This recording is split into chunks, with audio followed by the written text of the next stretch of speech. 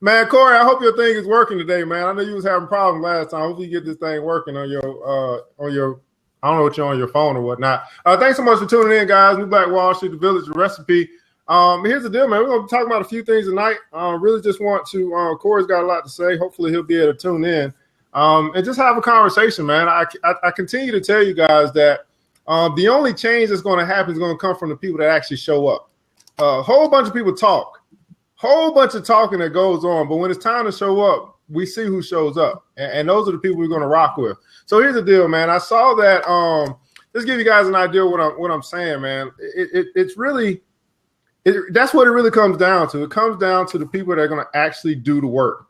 So I put out a post the other day or 2 days ago or whatever about a lady who had invested for her child some Nike stock, and so lo and behold, this post it gets. Let's just say it gets 300 likes, right? Now, think about this. Out of all the 300 likes, how many people are actually going to do something with that information? How many people are going to actually go and maybe get their own child some stock or something like that? And we got to get from the point where we are people of, first, we got to go through the stage of awareness, being that we know that we can do something. Then we got to get to the stage of knowledge, knowing how to do it. And then we got to get to the stage of application, which would be wisdom. Too many people are stuck in knowledge. Oh, I know that I can do that, and I may even know how to do it, but for some reason, I just won't go do it. So here's one of the comments that came back. He said, I wish that my parents had done something like that for me when I was younger. And so my response was, I hope that you do something like that for your kids. Like we gotta stop passing the blame in the buck and put it. And then another comment said that I'm going to talk to my son so that he can do it for his son. And I'm like, no, just do it yourself. It's the same application of when your grandparents would buy you savings bonds. It's the same concept. You can go out and do it yourself. We're always trying to pass the buck for somebody else to do something that we can do our very own self. So at some point, if we want to make progress, we have to be people that actually step up and do. We know some of the things that we can do. Matter of fact, we know how to do them. But for some reason, we don't make the time, nor do we put in the effort to actually get things accomplished. And so I'm talking to you guys tonight because you guys showed up. And I appreciate you showing up because that's what it comes down to.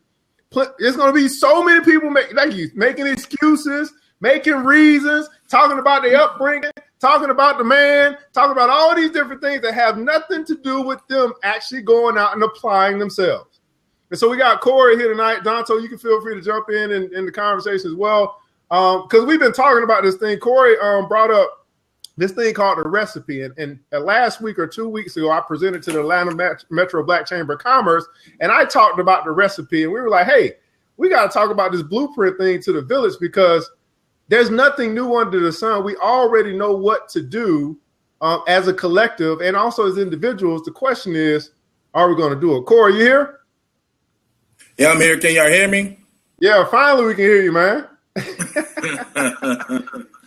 Man, I'm in the office right now, and we have some horrible Wi-Fi, so I appreciate your patience with me and allowing me to talk to the village.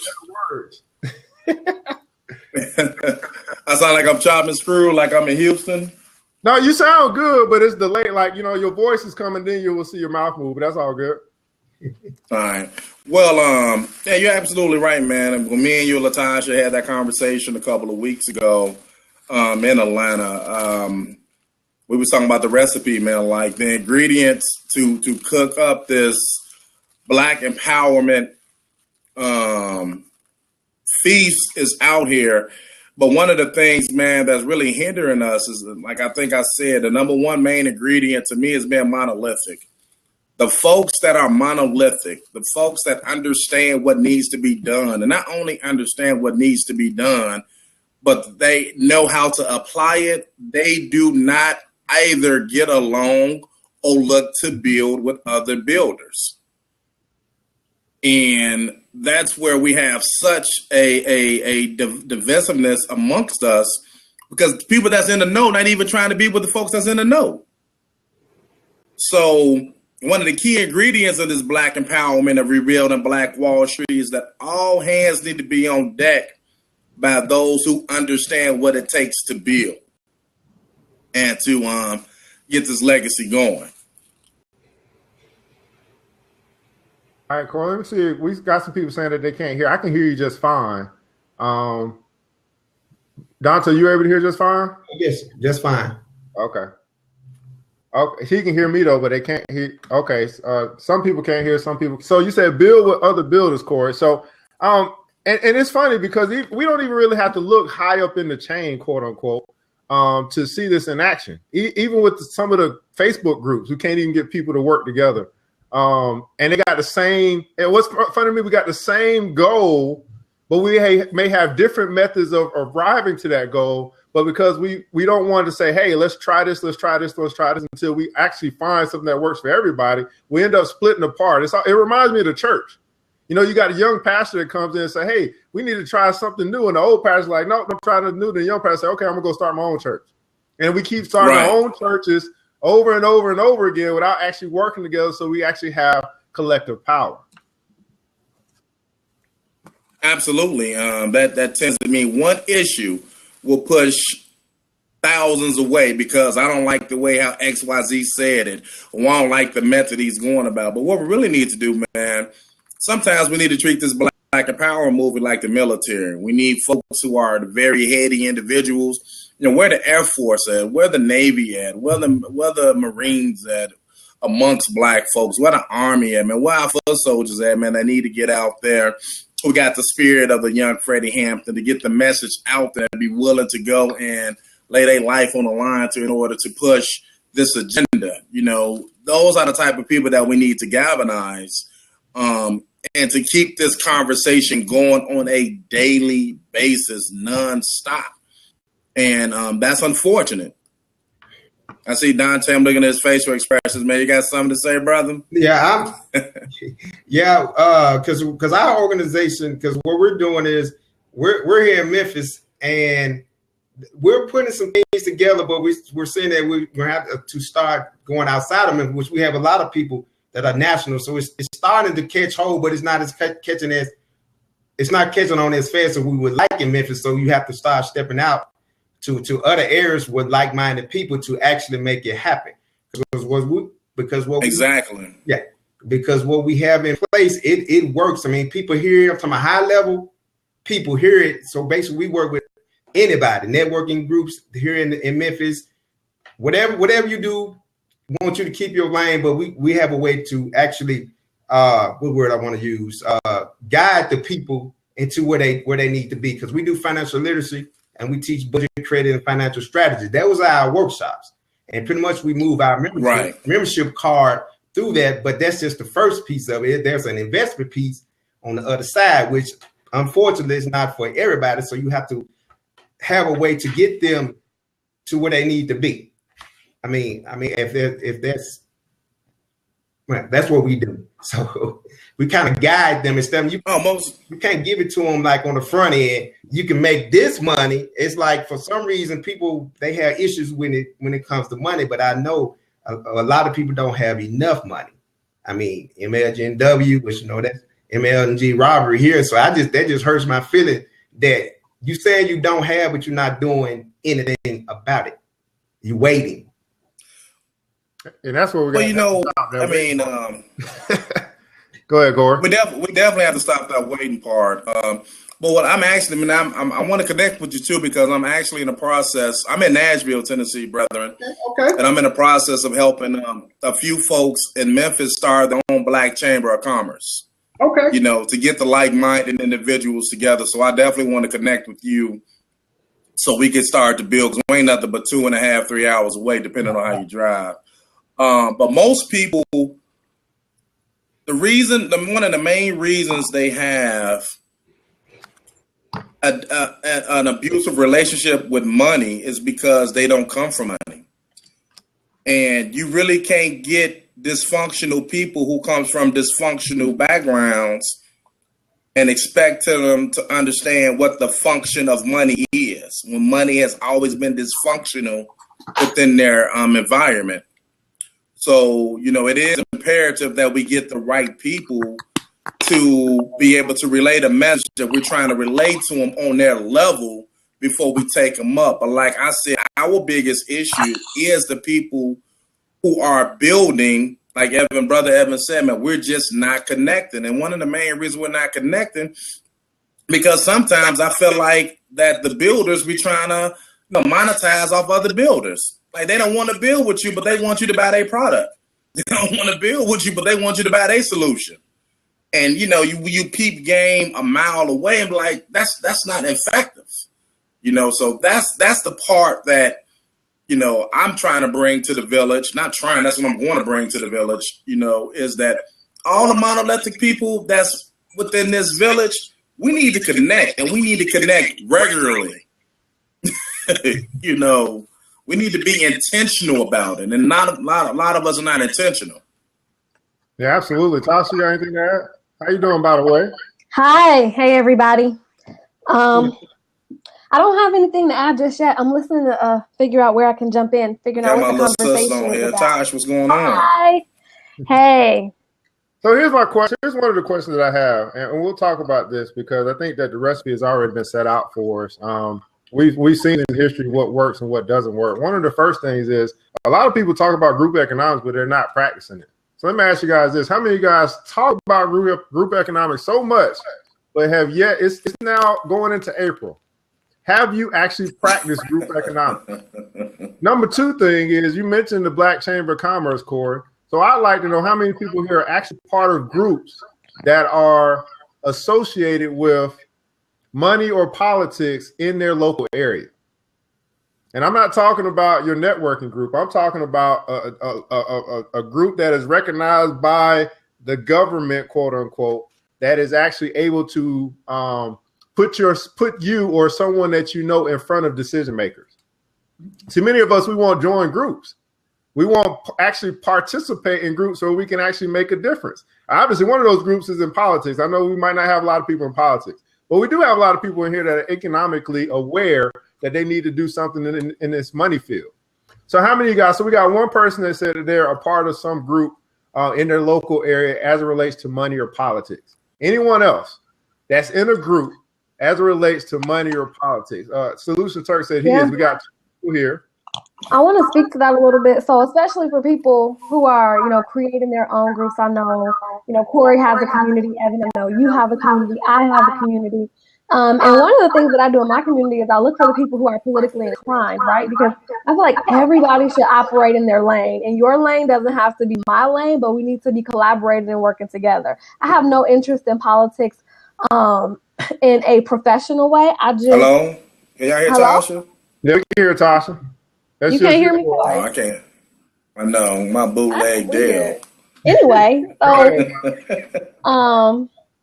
so what I do is I figure out who are the people in my community that are politically inclined. I get way too heated to speak rationally when it comes to politics, and I'm not objective at all. And so it's just not my lane. And so I look to the people in my community who that's what they do. And then when it comes to political issues, I bring them to the forefront and I designate them as the political correspondents. And I say, let's talk about a strategy of what we need to do for our community to make sure that they're knowledgeable. And I don't have a lot of local presence, but I definitely think that making sure that we're aware, that our communities are aware of their civic duties is a good place to start. So, I definitely agree. I think that you're going about it a smart way. I'm not saying that, I don't think that, obviously, we all need to stay in our lane. But the key word that you said is being aware. Being aware. Now, there are certain things that we recognize that the public school system is not going to teach our kids.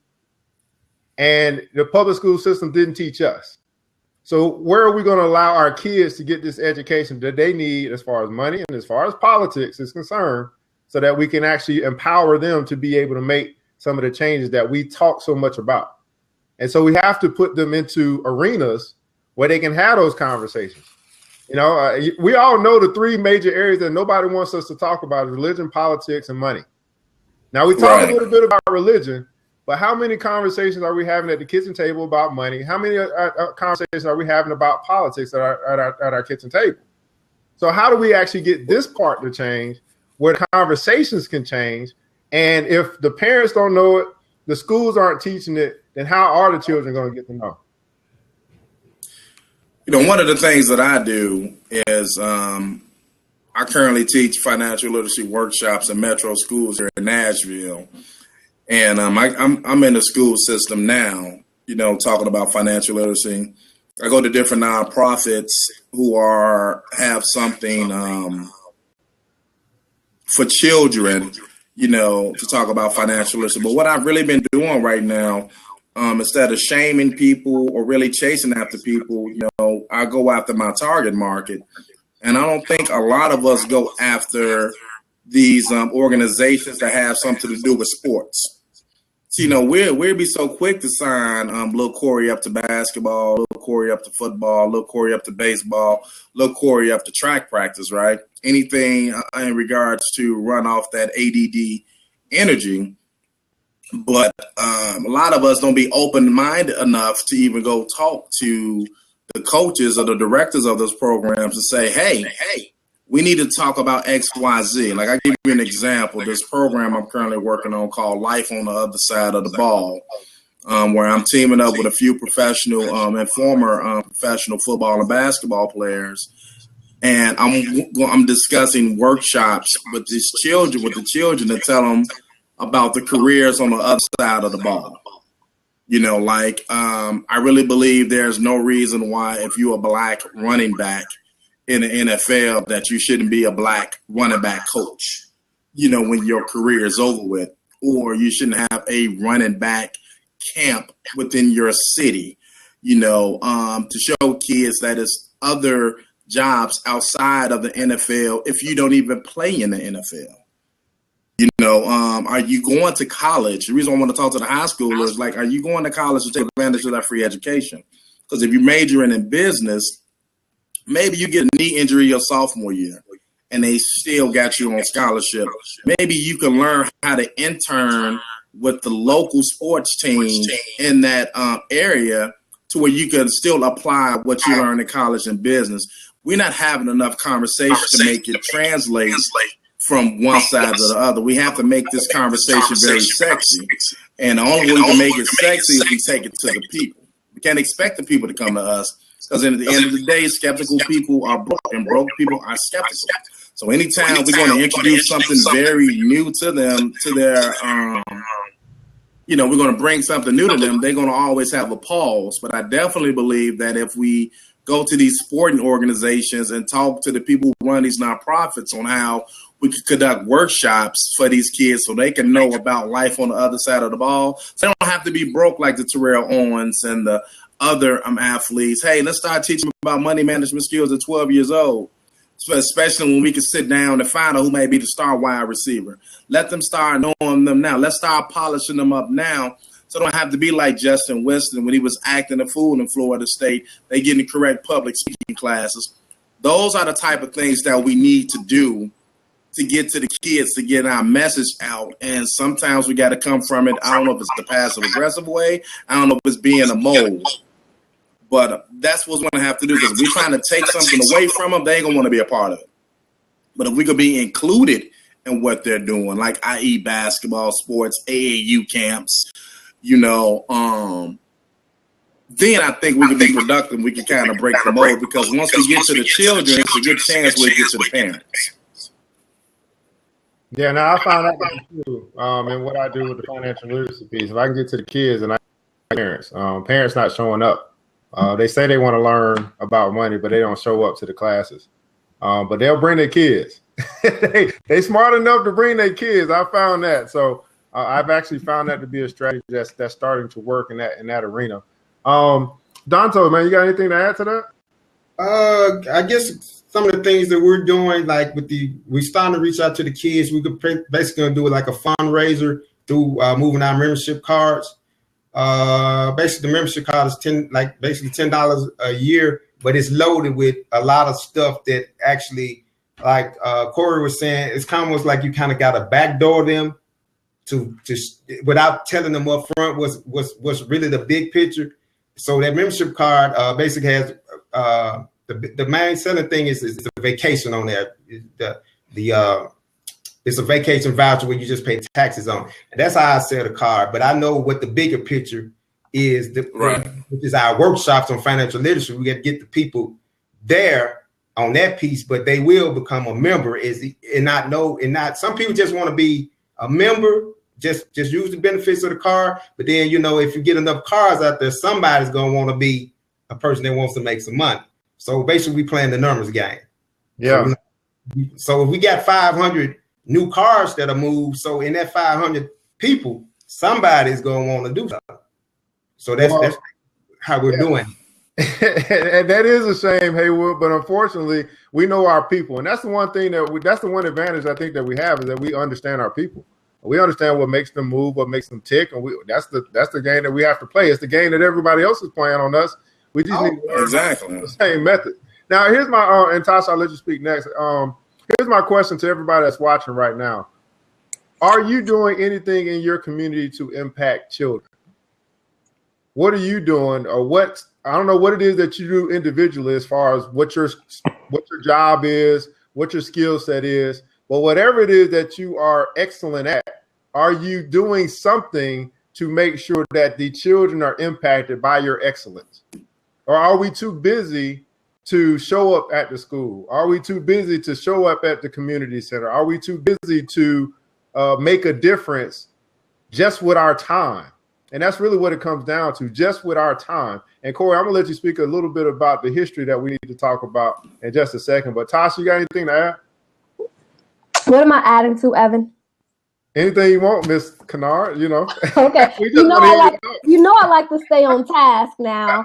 Corey done already went all off in left field, started talking about athletes. I'm like, that ain't had nothing to do with Evan's question. What are you talking about? Yeah, please keep him in line tonight, Tasha. Oh my Corey, dude. But it's all relevant and it's all needed. And one thing, I did have something that I wanted to add. What was it about? So, Tasha, can you tell the people what you do? I know. I probably should do an introduction. Hey, everybody. My name is Tasha. I'm the CEO and Chief Coach at Start Young Financial, and I work specifically with the millennial generation. So that's typically going to be people ages 18 to 35, and I help them take control of their finances to achieve real, sustainable, and lasting wealth. I do this by focusing on performance, results, and fulfillment. So I'm not the person that's going to be doing a whole lot of talking about mindset. I'm not even going to do a whole lot of teaching if it does not directly relate to an action that you need to take. So I'm very action oriented when it comes to the work that I do. I started off in corporate America working for a Fortune 50 company, managing $100 million budgets for them. I took what I learned working in a results driven environment, and I used that to help people who look like me. I grew up on the south side of Chicago, so don't let the good English fool you. I know what it's like to grow up poor, and I know what it's like to not have anything. And my goal is to alleviate poverty and to make financial freedom not have to be an exception, but more of a rule. So that's who I am. That's what I do. This conversation, I think, is very relevant to me. And when I think about what are the things that we want to be doing in our community to build wealth, I'm always thinking about, making sure that we're plugging in and connecting with the right people. I honestly don't think that we give our people enough credit for being savvy and being able to make good decisions for the changes that they want to make in their life. I will say, I think I saw some of my clients join the call today. And when I have conversations with people who want to join my team and people who want to get on, work with Start Young Financial, they make a serious commitment. It's not cheap to work with me. So anybody who says that they want to work with me on a serious basis, they made a real decision to change their life. And they did it because they've seen my marketing. They've had a lot of touch points with my marketing. Just like if somebody's going to go buy a pair of, Jordans, everybody knows the Jordan brand. When people want to work with me, it's because they know my brand, they believe in what I do, and I have an excellent sales pitch because I help them understand what I can do, how it can support them. And so I actually don't think that we need, depending on the situation, but I don't think that we need a whole lot of gimmicks and tricks and backflips and stuff like that. This is very serious. I don't have time to play games, and I'm not going to sugarcoat this for you. I let people know your situation is urgent, and I'm not going to play with you about it. Either you're ready for results or you're not ready to work with me. And they're like, dang, kind of think I want to work with her. And they sign on. They hand over $230 to start working with me ASAP. And I tell them this $230 is going to give you a return on your investment. And if it don't, I will personally give you a refund. You have skin in the game. I have skin in the game. And let's get the work done. And I don't have to do any magic tricks or anything to make it happen. Tasha, you don't show no leg at all? Oh, no, I don't. I'll be out there short. So yeah, that's how I roll. That's how I roll. So Tasha, let me ask you this: Why did you A month. target the a month? why do you specifically target millennials?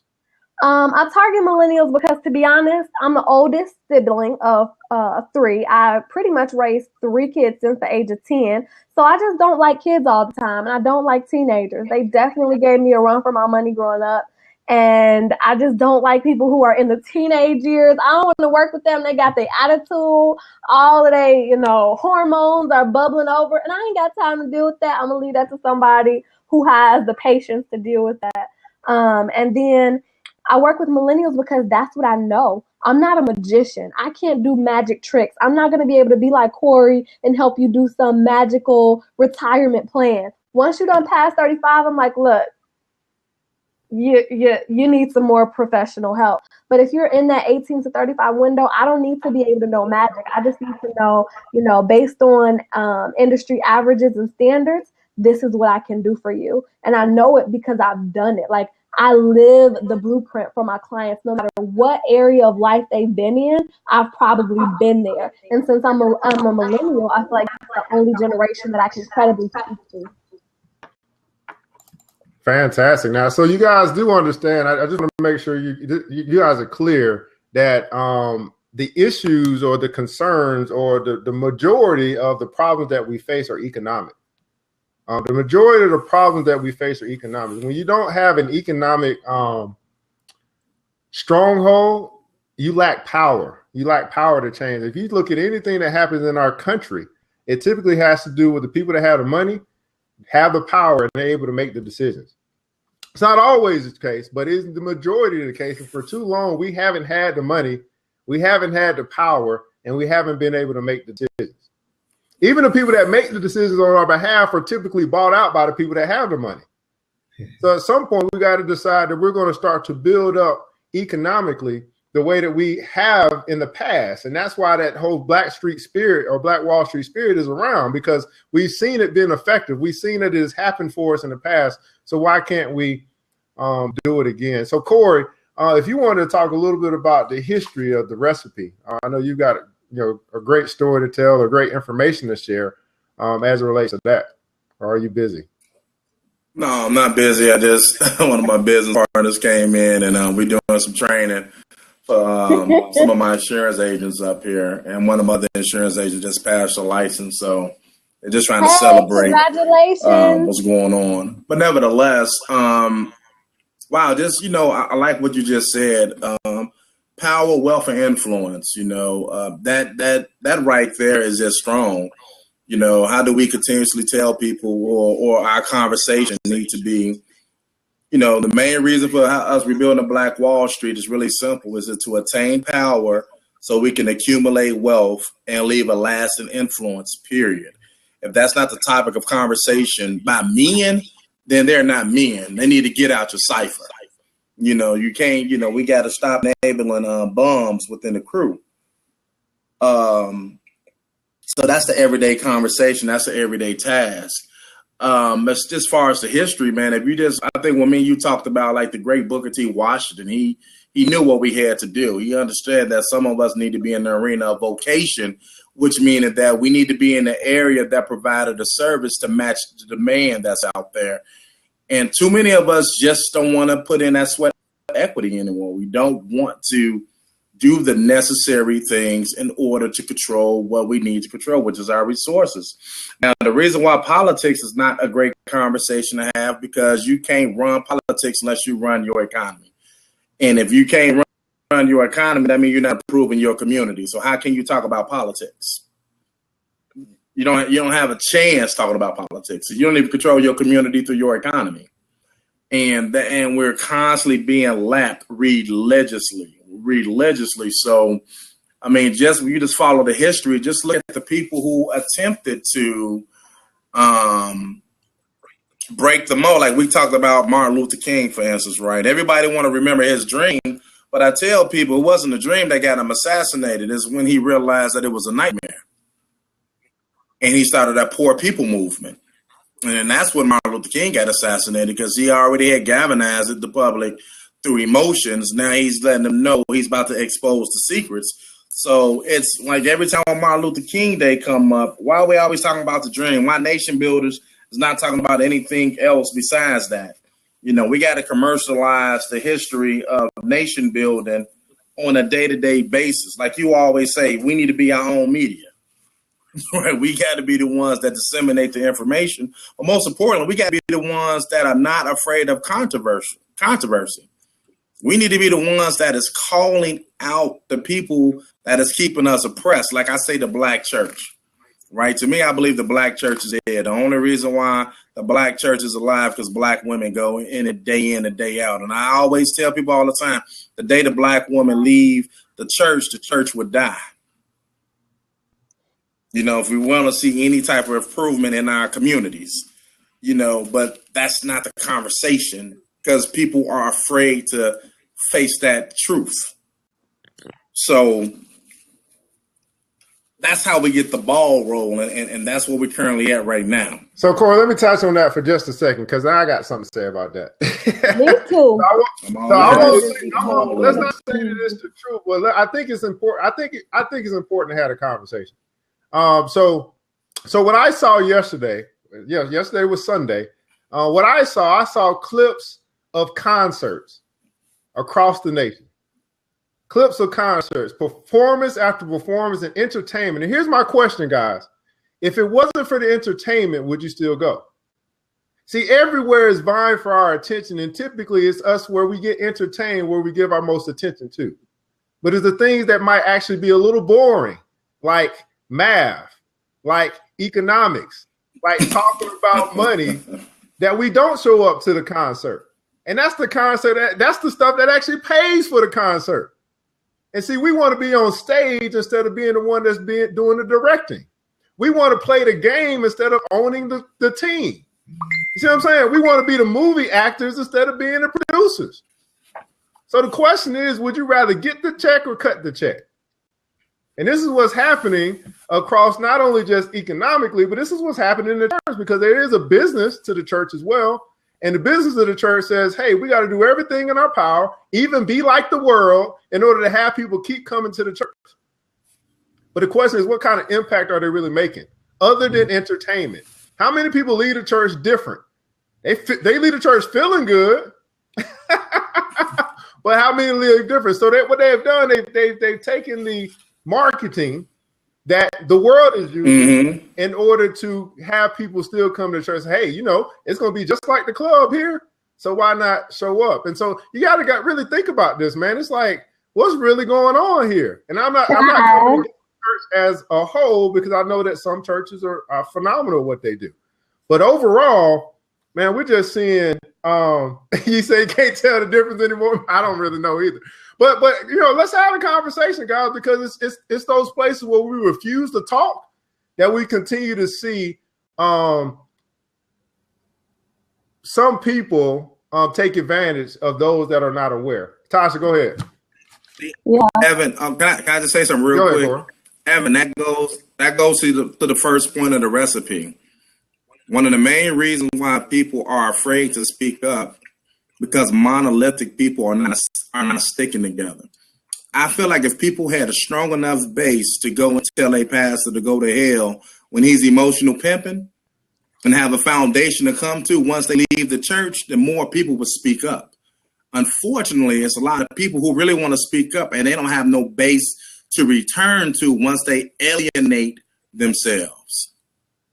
You know, and that's the main reason why the conversation won't be had on a day-to-day basis. Like Dr. Boyce Watkins, when I went to this Black Empowerment Conference in Chicago last year, he asked the question, how many in here have FU money? Y'all know what FU money is, right? Yeah. Right. And I, out of the few people in the crowd, I was able to raise my hand. And that basically means that, do you have enough money to tell your oppressor, F you, and it's time to go? Do you have enough money to tell the person who you're in a relationship with, F you, I don't need you? Do you have enough money to tell the church, I don't need anything you selling to me right now? I could always bounce, and I'm going to tell you how I feel. Well, the F you money is your base. Do you have enough F you base? Do you have enough people that's going to back you up when you say F you? You get to ride with them, like Trump, for instance. That's why Trump could say whatever the hell he wants to say. Because, A, he operate under the influence of power, wealth, and influence, and he got enough FU money to say whatever the hell he wants to do. And look how he galvanizing the base. Mm-hmm. We don't have that. And that's the key ingredient that we really need to go on. But I'm going to let Corey, I'm ready to challenge you. I don't want to keep rambling. Go ahead, Tasha. I just wanted to say I always think that it's problematic to make blanket generalizations. I think that the problem with the church is a problem that we see so often, not just with the church. The church is an institution, a flawed institution, like so many others.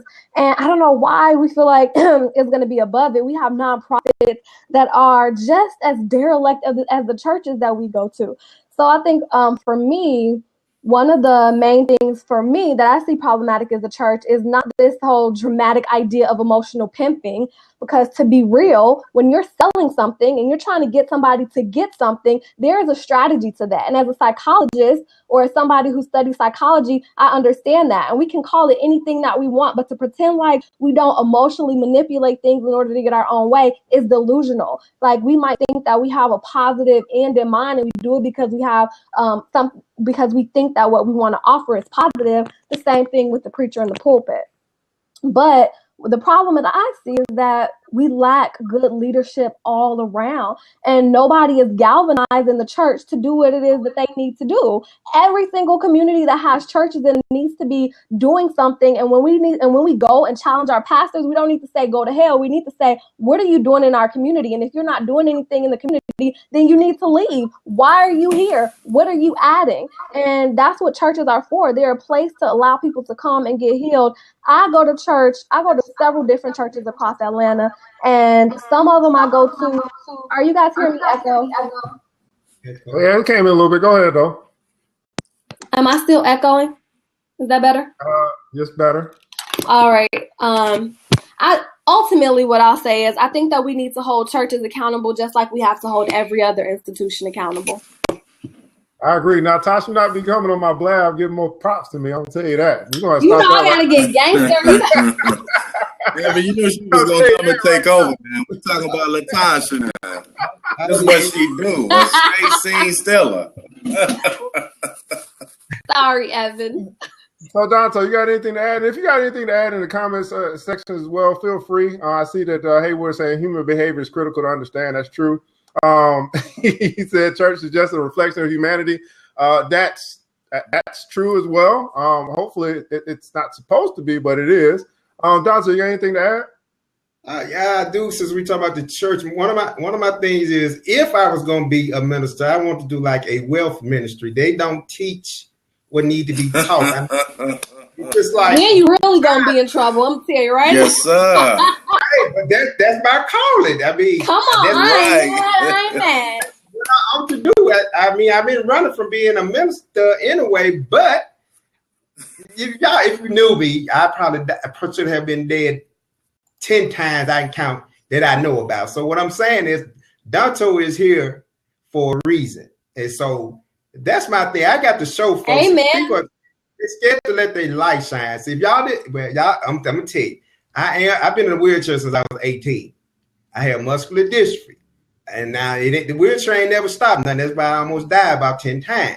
I'm just saying. So, but I'm here for a reason, and I got to show folks you got to let your light shine. I mean, if God in you, just let your light shine. It's like when you talk to people about money, it's like that's what's wrong now. People, they think money is bad. They have been taught that it's bad, and I think a lot of that probably came from the church. I mean, I don't know, but it talk about I ain't even Bible verse, but I know. I know. so that would be my thing. It's like I'm just thinking like, okay, I could go to my church. Okay, I could take probably I don't know, baby, a tenth of people sitting in the pews and say, hey, look, this is what I need y'all to do. This is how we gonna make it. This is like, but you can't approach them like that. It's just they're too scattered. I don't know. Some people are doing well in church, but others aren't. I'm like, I mean, I think that the church should be full of BMWs and whatever.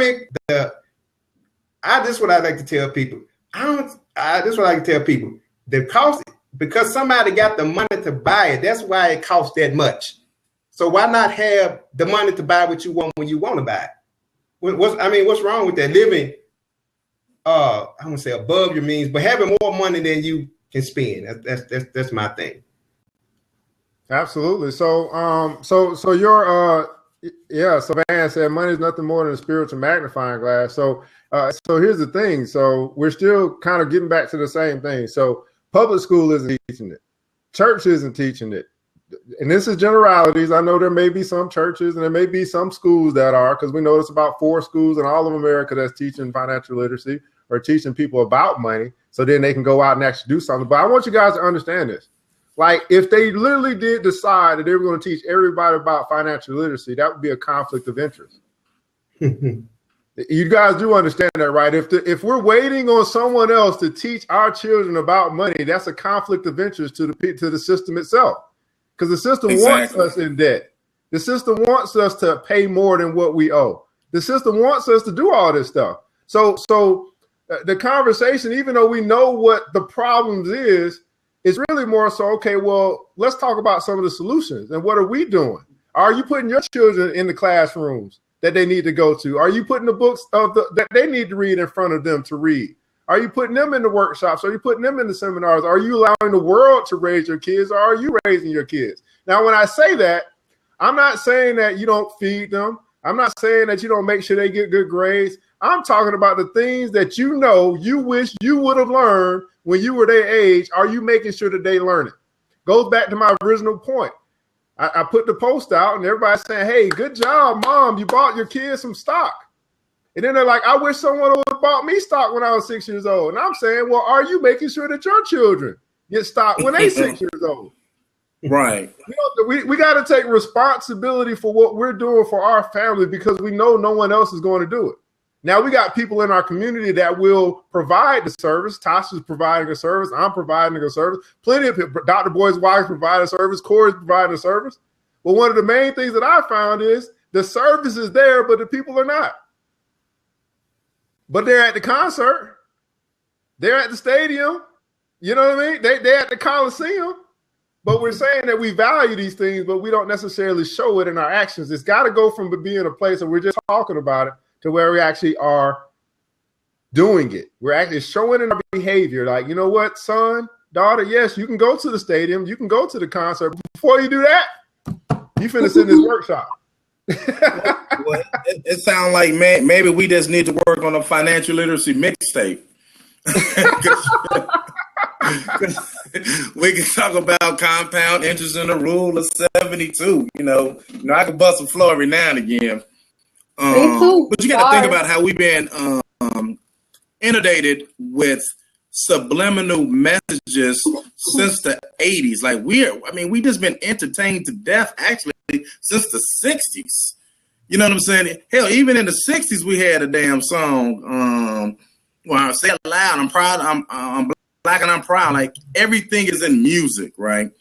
We just really got on the financial literacy boat since Creflo Dollar and them started talking about prosperity preaching. I mean, just really thinking about it, y'all. If you really go back, the church didn't really start talking about prosperity preaching, I say, until the late Reverend Ike was doing it. Yeah, besides Reverend Ike, let's say to about late 90s to 2000, right?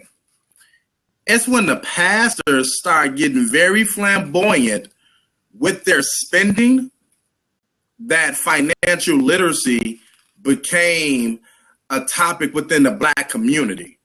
Before then, no one was talking about financial literacy within the Black community. No one. So that's why I always go back to the church. Because, I mean, you could go back and listen to what they used to tell you in the 80s and 90s, the meek shall inherit the earth. A rich man would never get to heaven. A camel would fit through the eye of a needle before a rich man get to the heaven. You know, we slow, so we actually think a camel was going through the needle. So what we're doing, the main reason why they choose a rap concert over a financial literacy workshop is because they've been going to a rap concert since the 80s. We just started talking about financial literacy workshop, I say since, let's say, when did it hit the arena? Me personally, I started my nonprofit. I started back in 2013 when I started talking about financial literacy, became 5OC in 2015. I can assure you, and I got a couple of folks from Nashville that's following me right now. No one in Nashville was talking about financial literacy before I started flooding Facebook a lot and reaching the people in Nashville. And that's 2-3 years ago. So we got a mountain to climb. We have a huge mountain to climb. And people gonna always pick entertainment over education. Now, here's the deal. What I've found, though, guys, is that I stopped trying to fight entertainment, and I just try to use it, add it to what I do. So you guys probably saw the video, that Sally Maybach video. That's an example of someone that's, putting it out there in a way that it can be received on that level, on that grand scale level. So we got a lot of people that are saying, you guys got some great, you know what? I know we laughing at this stuff, but this stuff is great ideas. If I can get a Drake to sponsor me a Hotline Bling financial literacy conference, it'll be on and popping. If I can get a Beyonce to do, you know what I mean? That's something that we can, even in the fun that we're having, that's taking an idea and making it dynamic. And for those that don't know, that's all I deal with when I do my financial literacy stuff is dynamic. Whether it's teaching the kids or teaching the adults or whatever the case may be, it's got to be dynamic. And edutainment, that's right. And so a component of what we love can be added to that in order to continue to attract, or at least get the feedback that's going to attract more people as well, because they got to get there first in order to experience it. So those are some great things that you got. I don't take it lightly. I know we're laughing about it, but I get serious about stuff like that. Like, yeah, that's right on point for me. Go ahead, Let's do it. I got some financial bars to spit. I'm laughing because, man, I can go over to the barber shop, man, and get some of these kids. They got a studio up there and everything, so we could cut it. We could cut one real. Get in. Cut one real quick, man. And I'm just thinking back. You talk about Creflo Dollar. I was like, man, people get back because somebody wanted the jet. Guess what? Dante wanted a jet. We play on a yacht. So I'm saying they need to quit playing. It's out here. And we spend $1.1 trillion million. That's not right. But we spend $1.1 trillion. I'm gonna call that $1 trillion million every year, and we don't own nothing. I think it's about 0.01% of what we keep in our community. So I'm like, man, these folks need to quit playing. I'm 47, be 48. Like some of my good friends say, somebody, my time just about over with. So, but for the legacy, for the kids and kids, that's the way we got to think. We got to stop spending all our dang on money. So how many of you guys are here, and Tasha, I'll let you speak next. How many of you guys are here are focused on ownership? How many of you guys here are focused on ownership? You want your own thing. You want to build your own thing. When I'm talking about ownership, guys, I'm talking about ownership, meaning that you can transfer it down to the next generation. All right. I'm not talking about the ownership where you kind of help build something and then it's not yours. I'm talking about ownership where you can actually transfer it down to the next generation. And then I got to ask you this: are you teaching your children about ownership? Because we know what the system is going to teach them. We know that, we know what that story, we know that narrative, but we have to redevelop a narrative that we're going to dispense ourselves. And it takes a village, right? Because now you might, if I get to your child and I put this in them, I put this seed in them, but then they come home and you're not reinforcing it. Well, who's going to be, who's got more influence on your child, you or me? More than likely you. So that's why that whole it takes a village is the case, because back in the day, the whole village was like, we're going to raise your child together. When you're not around, we raising your kid. and we're making sure that they stay straight and they do their homework and things like that. So Jamar said he is a kid system. So as you think about, we're talking about financial literacy piece, and that's the knowledge part. And then we're talking about the ownership piece. That's us owning, controlling assets, businesses, systems that can be passed down through the generation. Tasha. I would say, as leaders in the community, we should really consider what it means to be more authentic and have a high level of integrity and to operate with character and all of that good stuff. And I say that because, when I think about how these companies are operating these days, I really feel like if we are working with a high level of integrity, and when I say that, I mean that what we're doing, our business systems are so tight. That means that our marketing structure is up to par and our sales structure is up to par. If we have our marketing on point and our sales on point, we're good. Like, we need to be marketing and operating in sales just like these multi-million-dollar companies. And when we do that, and when we understand how to use marketing to bring people to what we want, then that's when we're really going to be able to take off. I feel like I don't blame anybody in the community when they don't want to, purchase my service. The onus is on me. I'm the leader.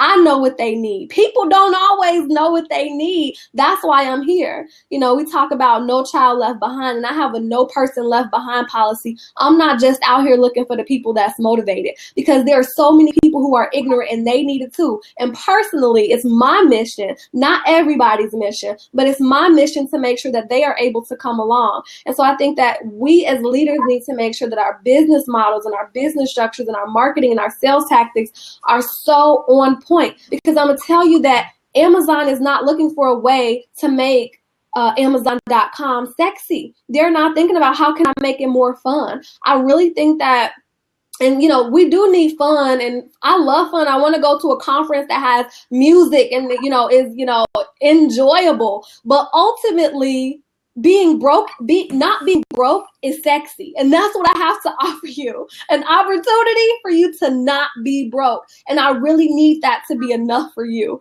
If you looking to come party and that's it, I just don't think they're ready. And I think that it's our responsibility to really try. I'm putting this on us. Y'all ain't got to take it. But I think it's our responsibility to get them ready so that when they come to the conference, they not really there to get the fun part, because we're so past that. Like, this is not the time for us to be trying to party off top. We need to be, working. Corey, I know you ready to work.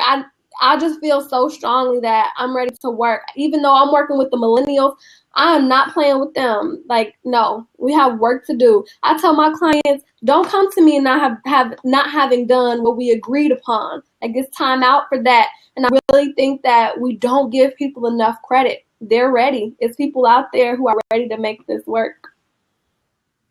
Tasha, I told you about this whole props thing. I'm catching up. Catch up. Somebody tried to get me in trouble. I don't know who it is. Somebody tried to get me in trouble. But I think like edutainment is great. And we know that people who are edutators a lot of times make the most money in America. Like, think about Jay-Z and Beyonce and the people who do the late night shows and all of that. America loves edutainment, entertainment. They don't want to be taught. But we're so far behind. We don't have time to play around. Like, we got to catch up. We already Tasha, I think I definitely get your point. I'm just saying a part of, not all of. I know. A part of the strategy. I know. Yeah. And this is not an either or a but or anything like that. Yeah. Absolutely. I'm totally with you, and I want to go to a Crunk financial literacy conference. I'm all about that life. But I did want to add that, we don't necessarily, I think there are people who don't need it to be like, let's turn up. Like, we ready. There's some people out there who just ready to do the thing. Now, Solutions Turk is here as well, man. I know he's probably got some things. I can fall out. Y'all, I can fall out and let him do If you fall out, then that means I'm gonna win by default. I can't. Evan, you're not gonna beat me today. So Just accept that. The sooner you accept that, and it's fine. It's all love. When one of us wins, we all win, right? Yeah, man. So, so we're talking about the recipe. And Corey, you mentioned a little bit about Booker T. If you wanted to talk a little bit about Marcus Garvey and W.B. Du Bois, these are all some. Go ahead, Corey. I don't know if he's talking or not. Yeah, like he looked like he here, but I don't know if he here or not. He trying to talk. Maybe in a meeting or something. Corey. Hello, can you hear me? Yeah, go ahead. All right, yeah. I mean, we got who got the book Powernomics by Dr. Claude Anderson? I mean, that is everything you need to get the movement going. And if you don't got that, do you got Dr. Amos Wilson, The Black Print? See, if you don't got those books in your library, I'm kind of leery on you when you want to talk about Black empowerment. Like we can't even talk about group economics if you can't refer to those gentlemen right now in present tense. The great Messiah, Marcus Garvey, he definitely understood what the Black Print was, and he monetized on it heavily. That's the main reason why they had to do their best to get him out of America. He knew exactly what we needed. It was definitely a threat. But another thing too, one thing we don't talk about is this. Nobody wants to die. To really push this narrative across the masses, you got to be willing to put your life on the line. And there's a lot of folks that enjoy some of the comforts of the freedom that we currently have right now. And they don't necessarily want to give their life in order to see their initiative pushed through. So, So Corey, that's a great question, man, because so I asked this to the group, to everyone that's watching. Have you found something that you're willing to die for yet? A cause. Now, I know you're willing to die for your children. I'm talking about a cause. Have you found a cause that you're willing to die for? See, I can hear in Tasha's voice, she found something she's willing to die for. And you guys already know I found something I'm willing to die for. But have you found a cause, or is this cause big enough, or does it touch you in a way that you're saying, I'm willing to die for this cause? I'm willing to die for the progress of the movement. Even if I don't make it to the land of milk and honey, my children did, because I was willing to die for it. That's a conversation that, you know what, Solution Turk, how you gonna how I'm talking and you giving her props. Now where they do that at, man? I mean, you're so horrible. Like, stop begging for likes. I got you, Evan. I got you. But yeah, that's something to ask, man, because many people, we know that many people haven't found their purpose. We know many people are still searching and trying to figure out. But have you attached yourself to something? And the reason why I'm talking to you guys, because you guys showed up. So I know who I'm talking to. I know that I track to myself who I've become. So have you found something that you're willing to attach yourself to, that you're saying, I'm willing to die for this cause? That drives intensity. That drives a level of passion. That drives a level of wanting to get stuff done because you found something that you're willing to die for. Dante, what about you, man? Have you found something that you're like, man, you know what? If I die doing this, I'm good with that. If I die going after this, I'm good with that. Pretty much. Doing what we do with the organization is because we're teaching financial literacy. I don't have the background and all that, but like my mother said, she told me to use that mouth of yours. So what I can do is I can talk, I can connect people. I might not have to draw the financial plan, but guess what? I know somebody that does, and I know somebody pretty much all walks of life. And when I say all walks of life, I mean like at a high level, we talking about degrees and people that actually do stuff. My sphere of influence is pretty big for the folks that I have met over the years. So I can that's my thing. I have to just really go out here and just run my mouth about financial literacy. Pretty much get the word out about our workshops. That's basically what I ask people to do. Hey, can you help me get the word out about our workshops? And the way I do that, I say either you can buy maybe five memberships, and I can show you how to sell them, or you can give them to people, or you can bless people with them. So that's what I do on an everyday. Either how would I got either buy four more or bless four. That's basically how I do that. Okay, fantastic. Now, for those that are watching, man, is there? I don't know if you guys have any questions or any topics that you'd like for us to talk about or cover. I want to make sure that you guys are involved in the conversation, because we're talking about as a wrestler, we're talking about a blueprint. We're talking about how we can take control of our village, how we can take it back, and we can make it a village once again. We know that we're all separated as far as just necessarily being local, but we don't necessarily have to be operating in silos all the time. You know, me and Corey, me and Tasha, we work together regardless of us being in different lanes. Now, I was talking to Noelle, matter of fact, and I was telling her it's interesting because Noelle and many of you guys, you know, when you think about, I want you to think about this right now. We know the statistics that say how long does the dollar stay in the Black community? Roughly. Anybody know that? 7 seconds. About 6 hours. 6 hours, 7 seconds, something like that, right? Now I want you to ask yourself this. How long does your dollar stay in the Black community? It's a different question, huh? We can talk about it from a group standpoint, but I want to know, how long does your dollar? So I was talking to Noelle the other day. I said, you know, it's interesting.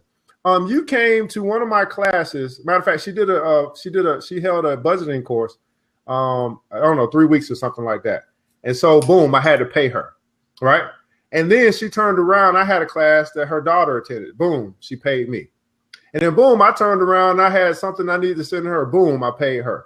And I was like, you know what? We just represented that this dollar or this $5, this $10, this $20, it stayed in our community. You see what I'm saying? It stayed in our community for 3 weeks. So I don't no longer want to look at statistics saying, okay, well, this is what the average says for the community. What I want to know is, how long does your dollar stay in the Black community? Because that's how you change it. We got to start taking ownership for what we do, not necessarily what the stats say that everybody does. What do you do? Do you support a Black-owned business? Are you working in cooperation with other entities that can help you to thrive and as well, right? Many of you guys are in the New Black Wall Street group. How many connections have you made? Have you done business with anybody else in that group? You're there. So you got access. You got access. Are you taking advantage of it? These are great questions that I really want you to critically think about tonight. What's going on, Tasha? Nothing. Huh? Nothing. What I do now? You didn't do anything. I was just distracted in the comments. Sorry. Oh, is she giving pity? Oh, okay. I see what I got going on. So ask yourself this, man. Are you connecting with the people that's in the group? Are you trying to form strategic partnerships? Are you reaching out to people and saying, hey, I see that you do something that's similar. I think we can collaborate. Are you supporting them and they supporting you?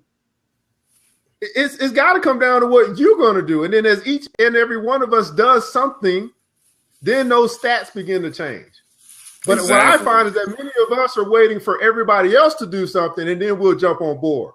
And I talk about this all the time. I say, hey, you know, when you think about the pyramids of Egypt, you had people that thought about it, you had people that built it, and now you got people that visited.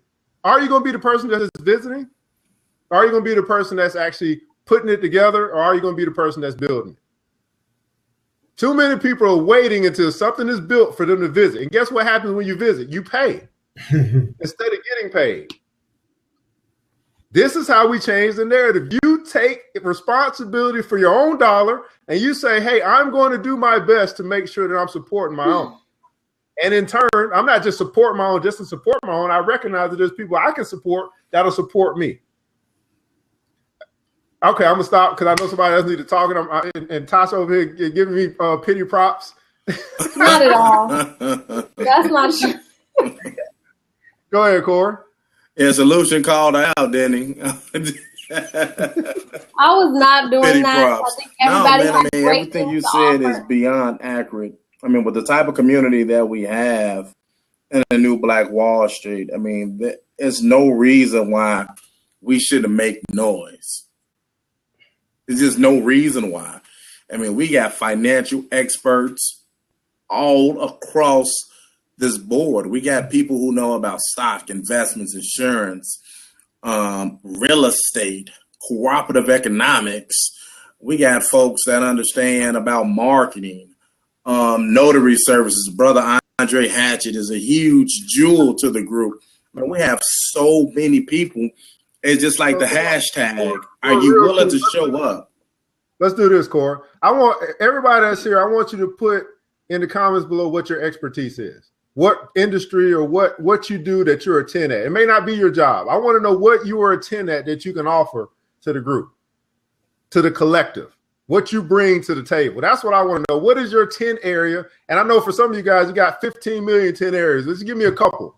Because I want to, just in this call tonight, just the people that are represented tonight, I want you to see how much power is represented just with us being here tonight.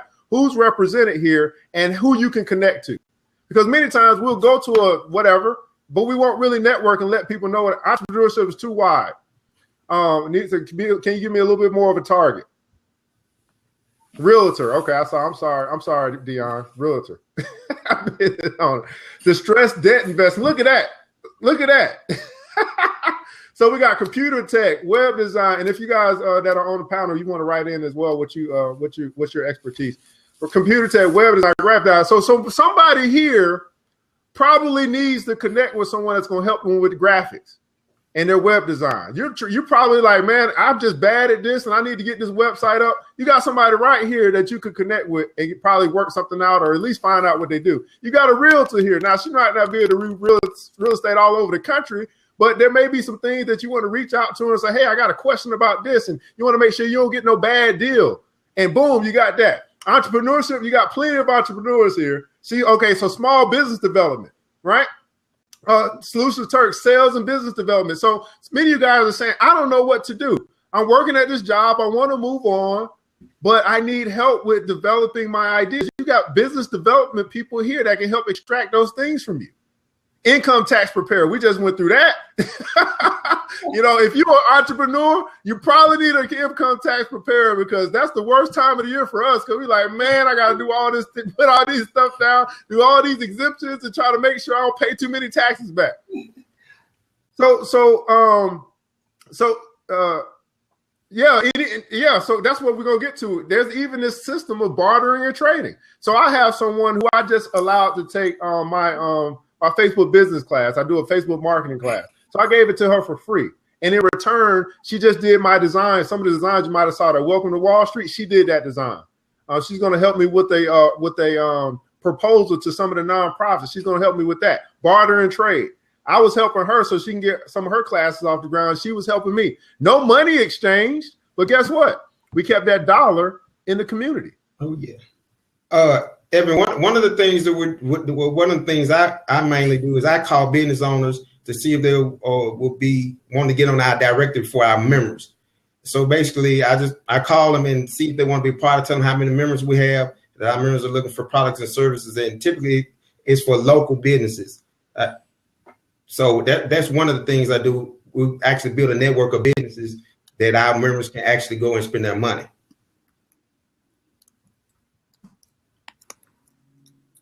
I'm also business development as well. Corey, you are somebody. They asked you said all of the above, Corey, so they want you to give some specifics. I'm typing. Huh? Are you typing? Okay.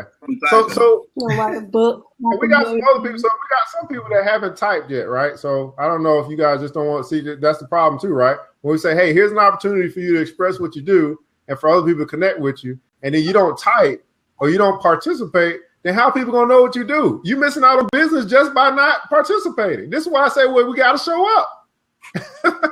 I'm not gonna call you out, whoever not typing, but I know there's some people that's here that ain't type what they do, and so now there could be people that's looking for what you do, but they don't know that you do it. So how do we connect with you if we don't know what you do? That's another problem. So Corey run nonprofit Bill Walsh. So I just wanted you to see, just in this 15 people that are represented, all the things that it don't take a whole lot for us to really build. We can build with the 15 people that are here. Exactly. We could become multi-billionaires with the 15 people that's here if we really get down to the business. Okay, I'm done talking for a minute. I didn't get no props when I was doing all that. That's cool though. They ain't been giving me props. I've been teeing you up. I teed you up several times, Evan, and you got all the props. I need pity claps, y'all. Pity claps. Teed this man up, and he just ran with it. Like, my goodness. I'm new to all of this. Everybody looking for the praise.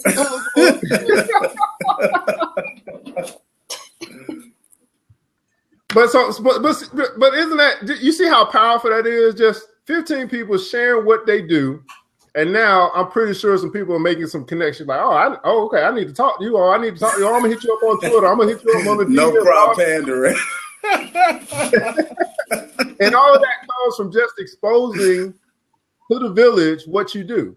Now, when I put out and say, "Hey, we want to do a business directory. We want to know what everybody does," guess what? We get like 2% response. So I don't even do it no more because nobody really responds. But they're quick to try to put a flyer out in the group and try to advertise their stuff. It's the funniest thing. Yeah, that's what I'm working on, Evan. I'm working on a business directory too. And it's weird trying to get, when I call business owners and say, hey, would you like to be a part of the directory? We have 10,000 members that want to spend their money. And a lot of times they say, oh, I'm good.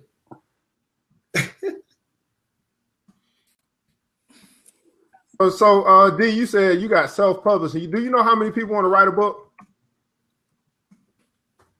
They got a book in them, and they just been waiting on somebody to talk to them about how they can actually get that thing published without paying all that extra stuff. Mm-hmm. Don't sleep on your gifts and your talents, guys. I'm telling you, that's the way that we do that thing around here.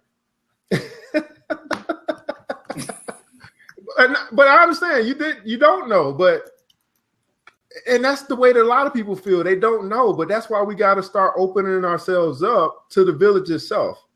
That's why we got to open ourselves up to the village so that people can know, and we can connect the people that need to be connected to, or you can connect yourself. I'm just a great connector. Very similar to Danto. He's a great connector. Hey, this need and this is the supply. This is the demand. Let's put y'all together and make something happen. How many? That's what we talked about. Andre Hatcher, right? Andre Hatcher got the notary school. How many people did he get from his notary school just from the village? How many people gonna get connected with Tasha just because she was on here today? Tasha gonna be coming back to speak to the village in, I don't know when, in a month or so, May. Something like that. In May. Oh yeah, we got all the women in May, guys. Yeah, I know y'all gonna show up. I know y'all gonna show up there. Got all the women in May. Yeah, because they want that good knowledge. All right, I'm done, guys. I'm done. Anybody want to add anything? Go ahead. Whew. I'll just add that I was glad. I'm just gonna tap out, y'all. I got to get back to my training with my firm, and they just come up to the window like, "Are you gonna come and train us or not?" I'm here to connect with anyone in the village. This is a phenomenal phone call, phenomenal blab session. We need to have many more. And one of the things I want to say, y'all, let's connect, y'all. We have to connect. I mean, it is so much power in this community. We're going to be very sad if no billionaires don't come out this community in the next 7 to 10 years. No multi-millionaires don't come out this community in the next 7 years. Y'all going to hate to see when me, my sister Tasha, brother Evan, and Danto do our next mastermind on some yacht in Bora Bora, because we decided to put our funds together. It's time for us to build and quit bullshitting. And that's all I have to say, man. I appreciate everyone. I'm going to stay on Blab until my training is over. If I come back, y'all still here, I'll come chop it up with y'all. All right. Thanks so much, Corey. Appreciate you. See you, Corey. A friend request on Facebook, so when you get ready to come down here to Memphis, or we coming up there to Nashville. You probably got one. It's all good. Right. Frozen. That's cool. All right, so so we got an open seat if anybody wants to jump into the seat. Want to add anything to the conversation today? Go ahead, Tasha. I know you were going to say something while Corey was talking. Yeah, I was just saying that I'm glad to be here for the first time in the village. I was recently introduced, very glad to be a part of the community. Evan, I appreciate you for bringing me on and just for having this amazing community. You guys are awesome. I feel like we were able to have a really in-depth conversation on a lot of different topics. And I can tell that this is not a community of just talkers, so I like it. Thank you. Yeah, man, we're gonna talk about it, guys. If you guys bring it up, we're gonna talk about it because that's the only way things get resolved. That's the only way things get moving forward. Is we just talk about the elephants that are in the room, and we just hit that thing up, regardless of your position. I don't mind having a great debate as long as we can debate. Now, when it starts turning into an argument and all that stuff, hey, it's time to move on. But there's nothing wrong with, hey, this is your position, this is our position, this is my position, this is my position. It helps to expand our thoughts. It helps to elevate our consciousness when we can hear a lot of different perspectives from the same from different perspectives. Now, Mr. Vango, that is my brother from another mother. I don't know if you want to join or not. If you feel free to do that. But yeah, we got an open seat for you guys. Anybody wants to add anything, wants to come on, got something to share. Maybe it's something that you got from the village, something that you got from tonight. I don't know what it is. If you want to add anything, feel free before we wrap this thing up. Everyone has a voice, so why not let your voice be heard? Dante, you got any last words for the peeps? Definitely. This is my first time being on Blab officially. I've been watching you on Facebook, so. Like I told you, we were coming down last week. We did come down. I just didn't get a chance to get in touch with you. But I actually like the community. So I got my guys here that I talk to all the time. So I know their perspectives pretty much on stuff, but they pretty much surprise me all the time. Some of the ideas that they come up with. Just real quick, like if every black man had life insurance on them, I bet they stop killing us. I mean, that's how these guys roll. It's like they amaze me every time. You guys amaze me, and I'm definitely and I appreciate being a part of what's about to happen, what's getting ready to happen. Fantastic, man. Thanks, Dantos. Nice to meet you. Likewise, No, I just had a great time, and I look forward to coming back in May. I hope all of you guys are here. I have no idea what the topic is going to be yet, but I'm excited. And if you're not a part of the Facebook community for New Black Wall Street, make sure that you head over there. But I'm sure Evan already got that on lock. So here's the deal, man. In case you guys, there may be some people here like wondering what the heck New Black Wall Street is. It's just a community that's hell bent on action, and action in economics, action in entrepreneurship, action in teaching the next generation what they need to know about this world, particularly as it relates to economics and politics. And so we're all about building. And that's the key word. Last year, the phrase was let's build. So it's let's build as we climb together. This year, the key phrase is show up. We got a lot of people that built, but we still didn't have enough people that would actually show up. And we got a lot of people that like to just come on and watch. Matter of fact, I see there's some things you see. You see some people that only show up when they want to argue. Those are the people that get kicked out the quickest. You don't show up at no other time until you want to disagree with something that somebody said. You are the weakest link. Goodbye. We don't have time for that. So we need people that's going to be engaged. We need people that want to actually connect with other people. It's definitely not the typical Facebook group. It's a group that has actually impacted the bottom lines of every member's businesses that has been highlighted since we started. And that was about a year ago. We actually have our first investment club. We started that a year ago. We're looking to do number 2. These investment clubs are going to grow into real estate investment trusts. See, there's things that are happening, but see, people only tend to want to get involved when things have already happened. That's why I keep saying you're either going to be a builder or you're going to be a visitor, and visitors pay.